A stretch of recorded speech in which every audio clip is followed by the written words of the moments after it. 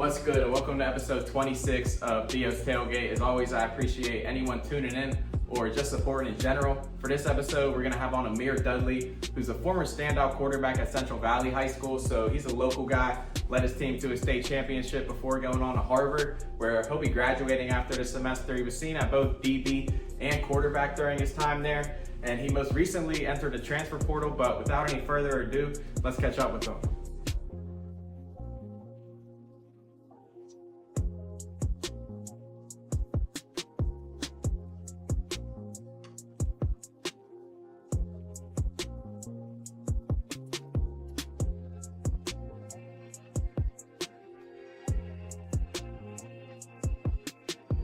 All right, so we got Ameer here, former Mr. PA award winner, a highly recruited quarterback out of high school, now in the transfer portal with recruiting and whatnot. Would you just say it's a completely different era of college football? Yeah, I would definitely say whenever I was coming up, it was a lot different, especially with recruiting. Guys are getting paid to enter the portal, getting paid not to enter the portal. It's crazy. It's a crazy environment, and things are just completely changed from how things used to be. I mean, you've seen guys like Johnny Manziel and Reggie Bush being punished for their name, image, likeness, and now it's guys like Quinn Ewers and for example Jordan Addison. He was one of the first people that got paid to play for him and got paid to enter the portal. So it's definitely a different era just in terms of getting paid for college athletes, but ball is still ball. I mean, it's gonna be what it's gonna be. The game is always evolving. That's the name of the game. And then diving back into recruiting, bro, you currently in the transfer portal. How's that been treating you? Yeah, so that's been a little bit. I feel like everybody their journey is a little bit different. Mine's a little bit odd because as you mentioned, I was recruited in high school as a quarterback and played quarterback in high school. Then by the time I got to my freshman spring, I was playing a completely different position, playing defensive back here at Harvard. So things are a little bit different. I'm kind of hearing back from coaches at the defensive back position, corner. I play field and boundary, so that's the whole thing. But also just kind of looking for opportunities at quarterback because that's my first love and that's what I like to do. But like I said, ball is ball. And then diving into that position change, bro, you were obviously a high-level quarterback, made the transition over to DB. You want to kind of tell us a little bit about what that transition was kind of like and how that came about? Yeah, so initially, whenever I came in, I was recruited as a quarterback. And whenever I came in, we had recruited three quarterbacks, so three including me, into our class. And it was a little bit difficult just to get reps and stuff like that, just because there was already upperclassmen over there. And I think at one point we had 9 quarterbacks, all in the quarterback room all at one time. So it just got to a point where it was okay, which one of these guys are able to contribute to this team in a more immediate way? And they felt moving me to defensive back was in my best interest and in the team's best interest. So, I made that switch. Freshman spring was my first time I really got reps and stuff like that, playing defensive back, and it was difficult at first. I'm not gonna lie, it's a completely different game. Whenever you're in control of things compared to just playing reactionary. So that was huge for me. I played well my freshman spring, and then my sophomore summer ended up dislocating my kneecap, doing a bunch of damage in my knee. So I had to go through that whole rehab process, and it was just a blessing to be able to, get back on the field with my teammates and so on and so forth. And now here we are, my senior year, about to graduate. And playing both the field, the boundary, being a high-level quarterback during your time, would you say your football IQ is at a high level? Oh yeah, for sure. Yeah, I would definitely say I have a very good football IQ. I mean, it's hard not to. I grew up around football, started playing football whenever I was 4 or 5 years old. So obviously there's a little loopholes and stuff like that. I'm not on New England Patriots level where I just know all the ins and outs of the game, but I can read a defense. I can recognize route combinations. I can recognize routes, film study, all that. So I would definitely say that that's one of my fortes. The quarterback being your first love, but also playing DB at a high level, do you prefer one over the other? That's a hard question.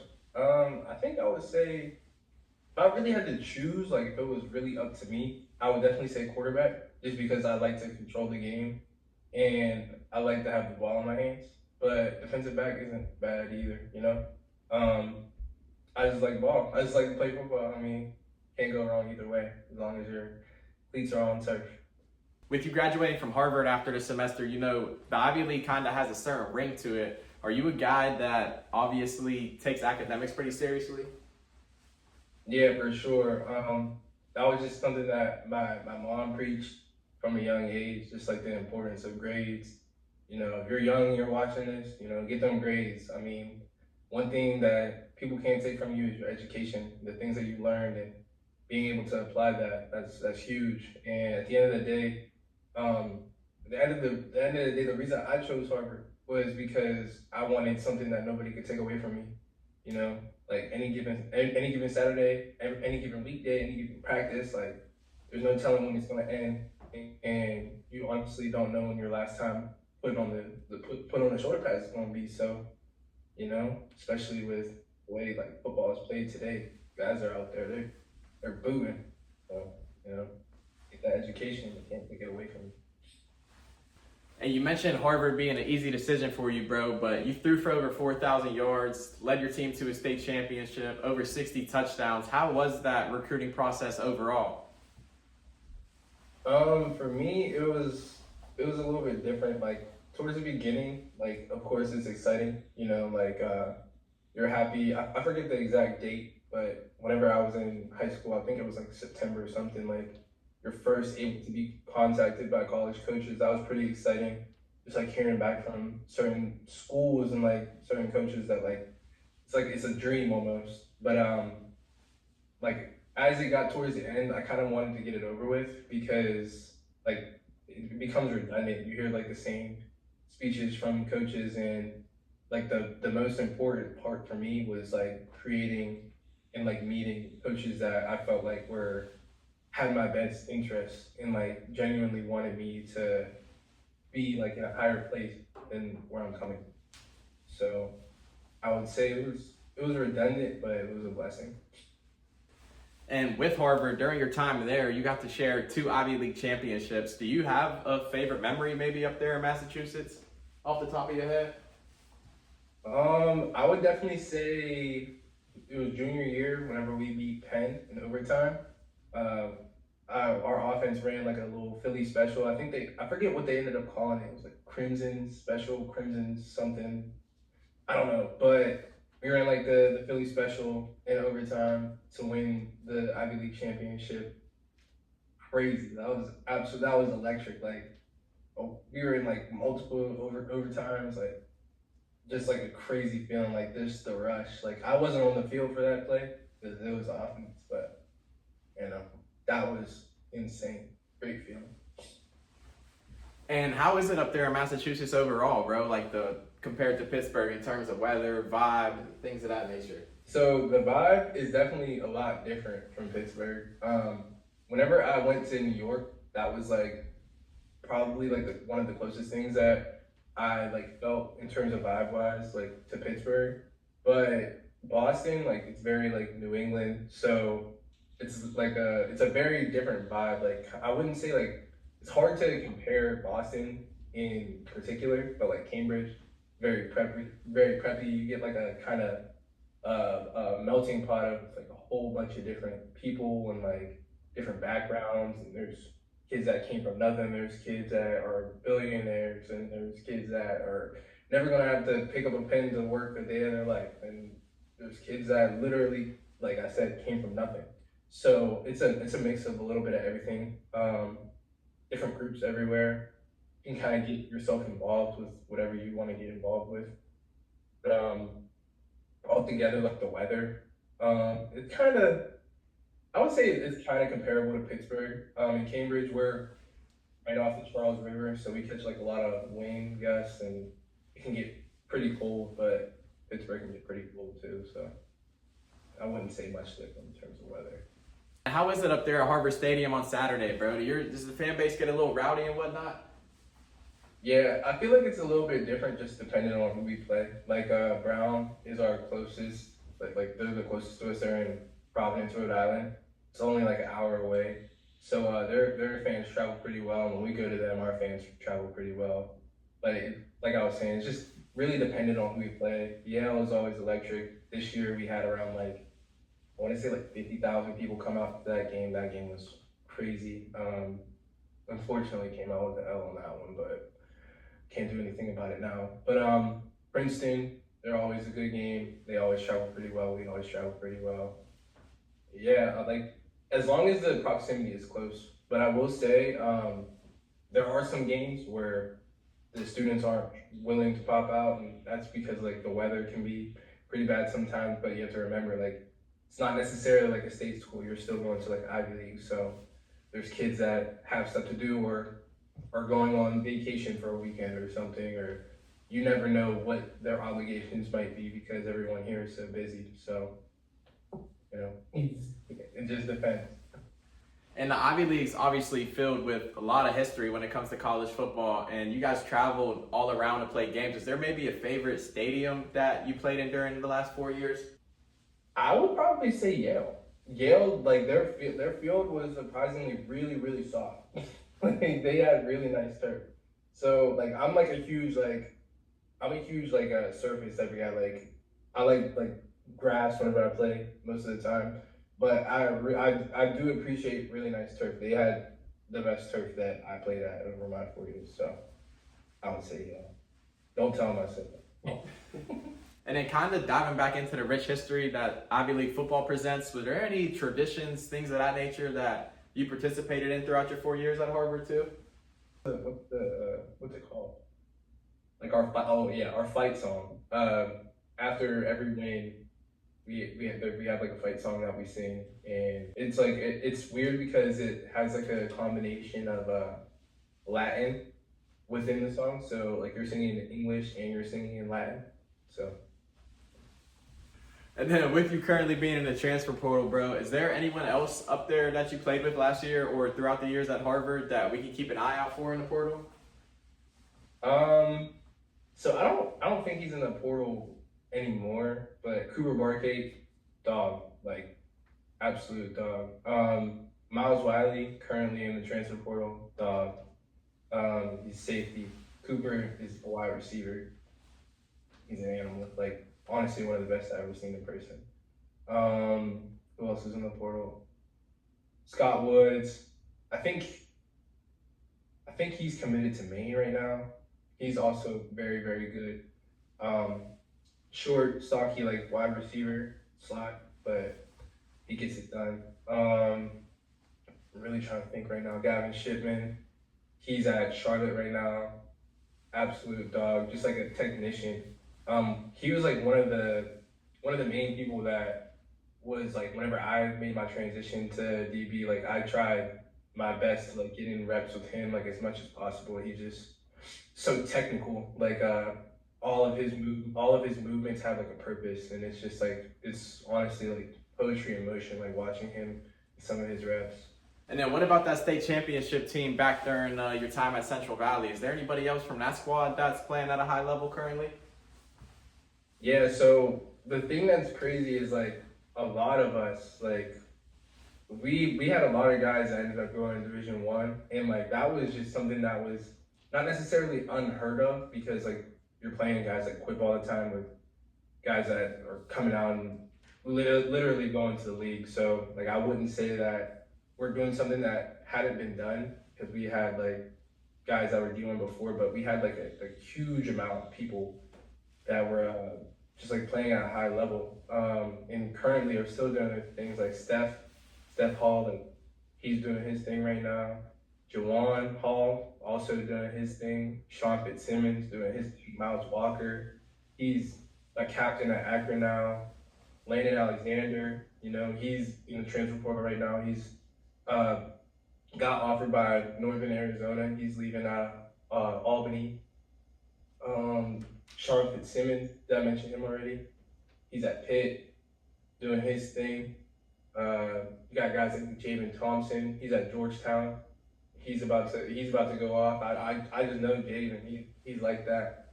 You got Justin Thompson. He's at St. Francis.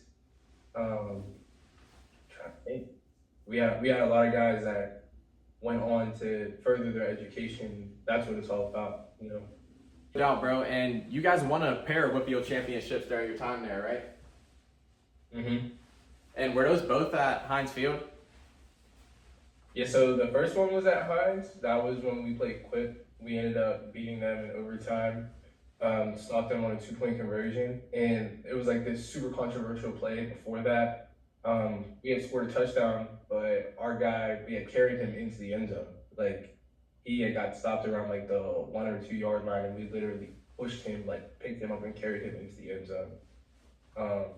That was like a huge thing. And then Mike Barbuto, he got one of the biggest stops like I ever seen, one of the biggest collisions ever, like I ever seen live. Like literally just met up. I don't know who was running the ball, but met him up at the goal line to win us the first state championship. And then we played I said state, Whitfield championship. And then we played Elizabeth Forward at North Allegheny. That one was still an accomplishment, but it's hard to compare it to the first one just because like the first one, there's no feeling like the first one, you know. The fashion that we won in was a little bit different from the first one also. First one was more of a nail biter. The second one was more of less of a nail biter. And that Whitfield championship game, Aliquippa, Central Valley, you know, that's kind of like a rivalry. Would you agree with that? Yeah, for sure. I would say that it's a rivalry just because of like the proximity of like the school districts, you know. We had a guy that was once our coach and is now the head coach over at Aliquippa, Coach Warfield. He was my quarterback coach my freshman year.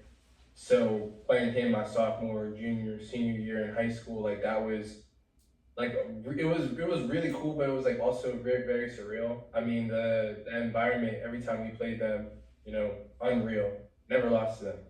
Never lost. But like, it was just like it's an unreal feeling every time. Like you just never know what's gonna happen. And it's a mutual respect between like all the players, you know, like it's like a thing where it's a bit different in today's age because like guys are more so concerned about like where they end up and like scholarships. And I feel like whenever we played Aliquippa, it was more of like a team thing, and it was like the entire town coming together, and it was like rooting against each other. But at the end of the day, like once that ball was kicked off, it was on and popping. But after it, like we're able to all like be friends, and you know, it's a cool feeling. And winning that championship at Heinz probably did hit different against them. Was playing at Heinz something that you always cherish? Are you a Steeler fan too, bro? Yeah, I'm a huge Steelers fan. Yeah, I love the Steelers. You got an all-time favorite Steeler off the top of your head by chance? All time, gotta be AB. It gotta be AB. Like, if you say anyone other than AB and you're in today's age, you're just lying. He's one of the best wide receivers like that I ever saw live, and like just in terms of just like 2010s, he's he was on track to be one of the best, one of the greatest, and you know how that went. But AB is my favorite. And how is Steeler Nation represented up there at Harvard, bro? Are you one of a kind, or? I would say that there's a decent amount. There's some people from the Pittsburgh area that are like that go to Harvard, so that's something that I feel like all kind of the kids from Pittsburgh kind of bond about. Like just like being fans of Pittsburgh football. Like we have like little like coordinated events. I wasn't able to make any because we were in season currently, but they have like little like Steelers bars and stuff like that, and like coordinated events where people can like get together on campus and watch Steeler games. So that's pretty cool. My roommates are Lions fans, so I naturally became a Lions fan. Like I honestly, I think they're kind of like the Steelers. I might be wrong, just in terms of like their offense. Their offense is a lot more electric than ours, but I think that they're the Steelers of the NFC. No, I kind of like them too, bro. I'm a big fan of Dan Campbell. But what about outside of ball? Have you picked up any hobbies since being up there? This is actually gonna sound like super like uncanny and nerdy. I'm a dog at 2048. Like I have one of the highest high scores that I have personally seen. Like I actually went on the internet and like looked up what the highest score is. And I don't know what the highest score is, but I have never seen anyone with a higher score than me. My high score is 123,000 on 2048. So you can't take that from me. But just in terms of like other things, like I started reading a lot lately, like just like leisurely. I feel like reading for class and like reading for your own entertainment is like something that is a lot different, and you don't really think of stuff like that until you get older. And like now that I have more time, being that like I don't have to wake up at 6 a.m. every day, so that's a bit different. Music, just like playing like guitar and stuff like that. Trying to think like what else. That's about it, honestly. I play video games. I'm a big 2K guy. Love 2K. Yeah. And then with music, bro, what does a pregame routine look like for you? You listening to music, praying, stretching? Yeah, so for me, I get kind of anxious before games. So there's this one song that I have to listen to before I take the field every time. It's this song called "Lost Without You" by Robin Thicke. I started this like my sophomore year of my sophomore year of high school. I listened to that song right before we played Keystone Oaks my sophomore year, and we won. And ever since then, like I'm a big superstition guy.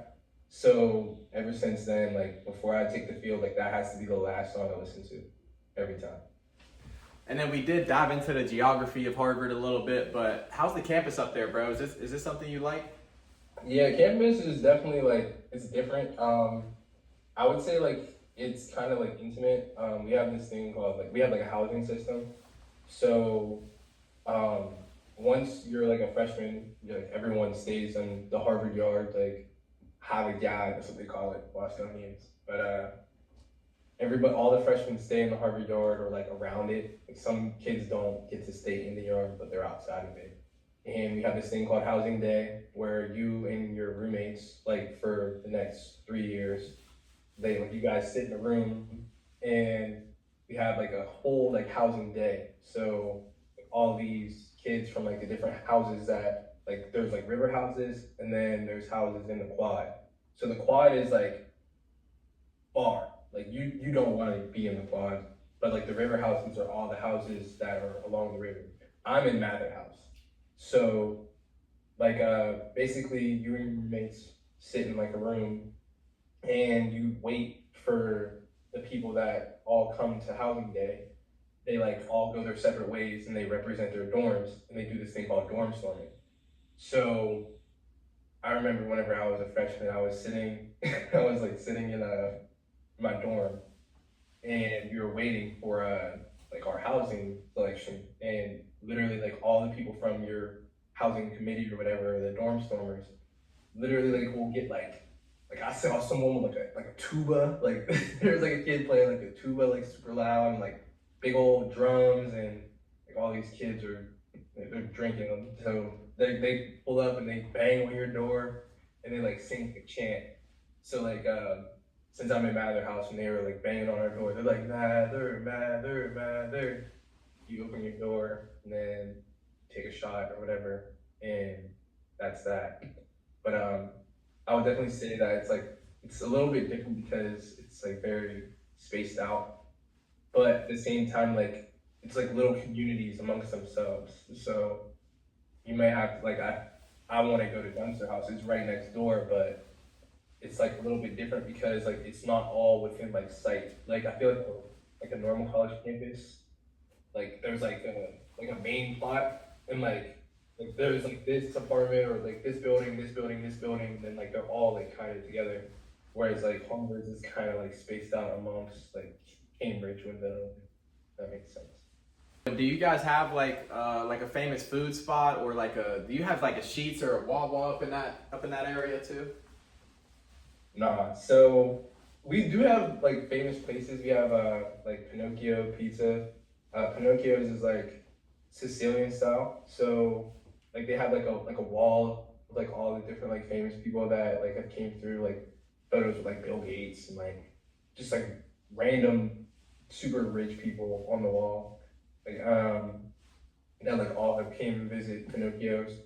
The main spot that people go to, like especially like late night eats, people love Hefe's. That's like our late night. Like I feel like Hefe's is. I thought whenever I first came here, I thought Hefe's was more like just a Cambridge thing, but I think it's just like a college thing. Like I've seen guys in PA get Hefe's and stuff like that, but Hefe's is huge in Cambridge. Yeah, they got an El Jefe's up in Oakland actually. Yeah, like I didn't even know that whenever like I got here. Like everyone was like, "Oh my God, you have to try Hefe's," like da da da da. And like I'm the type of person where if everyone says like you have to love it, like I'm gonna go out of my way to like not like it. But I ended up trying it, ended up liking it. So Hefe's and Pinocchio's are like top two like famous places or like places you have to go to in Cambridge. And then what about cooking yourself, bro? Can you chef up a little bit? Yeah, no, I could definitely cook, but I think it just like comes from like my mom. Like she used to cook, and I'm like a little snack head, so I used to just go through the pantry. I love Oreos, so I used to just be snacking on Oreos, watching her do her thing. So I think I just kind of like soaked that in over time, but I can cook for sure. But hey, bro, I appreciate you getting with me for sure. But I do got one last question for you, based off your cooking attributes. What you bringing to the tailgate? If I had to, I'm going Bev, Arizona sweet tea. Gotta be Arizona. I don't want no Pure Life, Pure Leaf, whatever. Turner's, no. Like Turner's is good, but no. I need that Arizona. Give me the Arizona. Give me the Snyder's barbecue chips. Yes, Snyder's. I need Snyder's. No type of other barbecue chips. I'm not hearing it. No Ruffles, Flamin', no. No. I'm not doing that. Snyder's barbecue chips. Gotta be Snyder's. If it's Lay's, bro, get that out of my face. In terms of the protein, we're going with a smash burger. We're going with a smash burger. It gotta be smashed though. It gotta be smashed, and it gotta be a little crisp on the end, but it gotta be still juicy. Like, don't mean it gotta be a smash burger. It can't be no regular like smash. Don't mean throw a little bit of on that. Condiments is up to you. Smash burger, Snyder's barbecue, Arizona. That's it. All right, bet, bro. I'll provide the condiments, but hey, I appreciate you. Nah, for sure.